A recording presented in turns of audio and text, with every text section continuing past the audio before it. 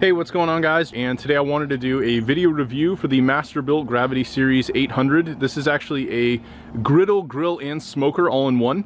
And in this video, I'm going to walk you through the installation. I'm going to just kind of give you an idea of how the grill works, and I'll really talk you through everything that I've done in terms of my own research and just taking time to really understand how this grill works. So let's first start with the installation and setup.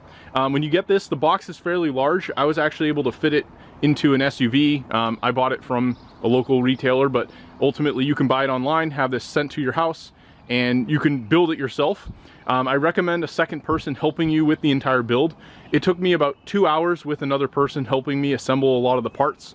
Overall, there's just a lot of screws and various components that you have to put together, but overall it wasn't too bad. Everything was very straightforward and the instructions were very clear and easy to follow.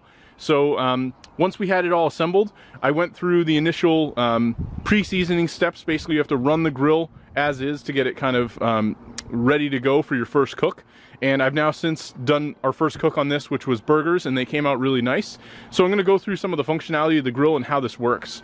Now, first off, with the 800 series, this comes with a griddle, and that's why I decided to go with this particular model.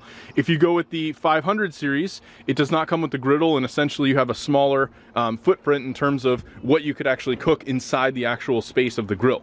If that's not a big deal to you, you don't need the griddle, you're not going to be cooking things like breakfast foods, eggs, bacon, things like that, then just go with the 500 series. If you're looking for something with a really large footprint and you do not need the griddle and you want more space, you're doing huge cookouts, barbecues, then go with the 1000 series, as you're going to have a lot more space inside. I decided to go with the 800 series because I really wanted the griddle, and I thought that this would be enough to still host fairly large parties if we were going to make, you know, a lot of food, do like smoking, cookouts, things like that. This would be enough. Now let's kind of go through some of the functionality of this and just the overall setup of the grill. You have this front section here which can actually be folded down, this tray that's in the front. You have a second tray here on the left. I actually left the original paperwork on here, so I'll show you some of that in a bit. And then you have on the side 3 areas here which you can hang accessories, things like that. I have my grill brush down here. You have on the front 4 different probes that you can connect for meat. It comes with one of them. It's a fairly long probe, as you can see, fairly easy to use. I was able to use this for our first cook and it worked successfully. But if you want more of them for multiple meats, things like that you're cooking, you have that. In terms of functionality, you power this on and it immediately gives you a LED kind of setup here. You can use this twist to kind of change different things from temperature to time. As you can see right now, it's telling me the temperature. I could set a time on the cook. I can set different temperature modes as well as what it is that I'm trying to get the temperature to. This does have Bluetooth and Wi-Fi connectivity, so you can use the Masterbuilt app. I'll see if I can pull that up here to the end of the video and maybe show you that a little bit. But the general idea is that we want to set our temperature. So if I was going to, you know, say cook burgers, and I want to do a specific temp that I want the grill to get to, I can set it to 400. And then we're good to go. If we want to go higher, we want to do some searing, we could go all the way as high as 700. I believe. So 700 is the highest setting. And then if we wanted to do kind of low and slow cooking, maybe you're going to be smoking something like ribs or whatever it may be, you can actually go all the way down to 200, say like 250, 225, somewhere thereabouts for smoking your food. Now, I'm going to power this off for now. In terms of the inside of the grill itself, you do have this nice temperature gauge here in the front. It kind of shows you smoke, barbecue, grill, and sear. And this will actually go up as the temperature rises. It just has a probe built in right inside here. This particular model, the 800 series, has the 2 top trays, so you have plenty of room for cooking various foods, and the actual grill grates are quite nice as well. You have a sear side, which is more of a flat side, and then the other side, I'll actually just take this out, has a smoking side. So this is designed for smoking specifically. So you can flip these as needed and then just put them back into their respective areas. Obviously, as you cook, you just, you know, clean them off with the grill brush, pretty standard. Inside of this, you have this long metal, almost like log. It's like a little cabin, if you will.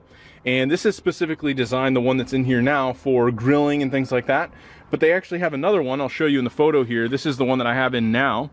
And this is more for, you know, grilling, smoking, but then you also have one specific for the griddle, and This basically allows you to get most of the heat going up through this ventilation and then right onto the griddle itself.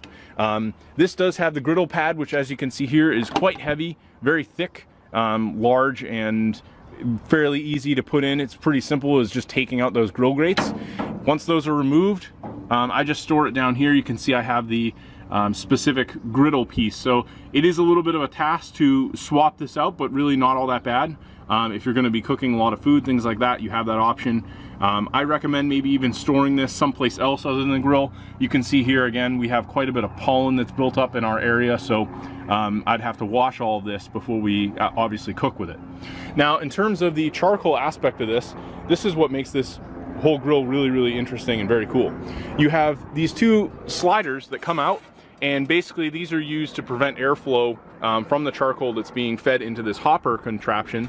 And you also have a fan that's down up in here. It's almost like a large computer fan, and this actually takes the heat from the charcoal and pushes it into the entire contraption, this large metal shroud that's inside. So it's very ingenious how they came up with this, but I was able to load this with charcoal. So you have a handle here, you can lift this up, and you can see here I've got this pretty much about 75% of the way full. It'll take one full bag of charcoal to fill this, so they designed it in a way that you can actually fill this entire thing with a single bag of charcoal. And there's also sensors all built into this, so if this is open while I've got the grill on, it will actually shut off and stop the fan, stop the heat. So there's a lot of protections built into the grill, which I really like. You also have the lighting mechanism here. So this opens, and basically all you do is you've got your ashtray down here, so you can see from doing a few cooks, we can pull this out, and here's my charcoal ash. Now in terms of lighting, we basically have this slot that's up here, and Masterbuilt came up with these ideas to build like a log, and I'll actually grab them. I have them in the house here. You have these fire starters. So Masterbuilt built these little fire starters. It comes in a pack of 48. I'll just take these out here just to show you what they look like. And you basically have a cube here, and I can break them. They're already kind of sliced, so it's fairly easy to break them apart. You can see I'm actually doing it with one hand. And now I have a fire starter ready to go. So what I'd essentially do with this, so I'll come back outside, is I'd take my fire starter and I actually load it into this slot here. And I just put that here, and you can see it kind of just sits right under all the charcoal. And you just light this, that will light on fire, and then now the charcoal will ignite much easier. So it recommends you don't use any instant charcoal with this. I believe I'm using Kingsford, I think is the brand, and that seems to work pretty well. But one thing I will recommend is between your cooks, you just kind of shake this out and make sure there's no ash, otherwise it won't light. If there's any problems, like maybe the charcoal doesn't get lit during your initial setup, then obviously you could take all this, you could take the ash and kind of empty it, things like that, and it's easy enough to kind of troubleshoot based on different error codes that they'll provide to you. Beyond that, let me see if I can actually pull up the mobile app, and I can show you what that looks like. And I think that's about it with the grill. Overall, we haven't had a chance to do any smoking on this, but I can tell just from my initial findings and cooking, some grill food on this, it's gonna work really well. Let me show you the app here. This is what it kind of looks like. So you can see I have the ability to connect to the device. I have recipes all built into the app. You have kind of a profile, so it has my name, and you can update the app, things like that. If I go in and connect to this, it will give you the ability to see the temperature rise. So if I was inside the kitchen and this is outside cooking, I can see if our set temp is good to go, bring the food out, and it's all good to, pretty much letting me know, hey, we're good. I can set times. I can see the temps on all the different probes. So they really did quite a good job with the actual app.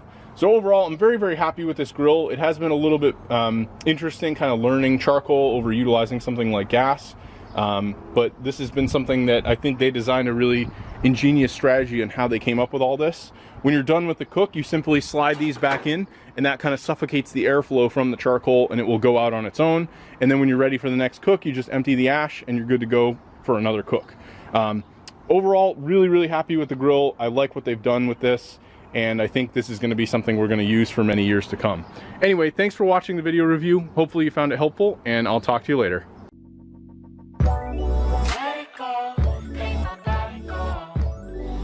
our bodies high.